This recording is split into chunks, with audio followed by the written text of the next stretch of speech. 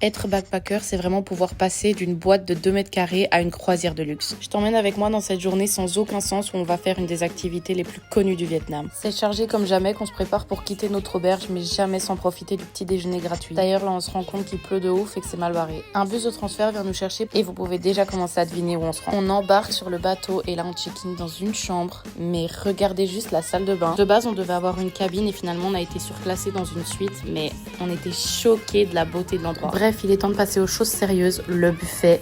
Parlons-en. Tout était absolument délicieux, je me suis fait une assiette, mais les gars, j'avais oublié que je devais faire 50 photos après ça. Ce qu'on a adoré avec cette croisière, c'est qu'elle se soucie des enjeux environnementaux et sociétaux. Ils vous fournissent des gourdes et vous pouvez les remplir à l'eau potable un peu partout dans le bateau. Pour notre première activité, on s'est rendu dans un petit village de pêcheurs appelé Viet Ai. J'ai adoré, c'était super typique et apaisant. On nous a même proposé de faire un cours de cuisine avec les légumes du potager. D'ailleurs, les terres agricoles du village sont financées et offertes par la compagnie Baya. Et ça, c'est moi dégoûtée en voyant que des poissons sont en train de se régaler avec les pieds pourris du mec d'à côté. De retour sur le bateau, on nous propose un petit jacuzzi et comment refuser honnêtement. C'était tout simplement magique. Kids time, c'est l'heure du repas. Et quel repas les gars, il y avait beaucoup trop de services pour les compter déjà. On a commencé par une soupe à la truffe qui était délicieuse, mais on était super gênés parce qu'on savait pas comment se tenir. Elle a été suivie par une salade de saumon et fruits de la passion, du poulet caramélisé avec du riz gluant. Par contre, j'ai grave bloqué sur le steak. La viande rouge, j'y arrive pas. Le dessert était divin et ensuite on a allé se coucher, encore choqué de la journée qu'on venait de passer.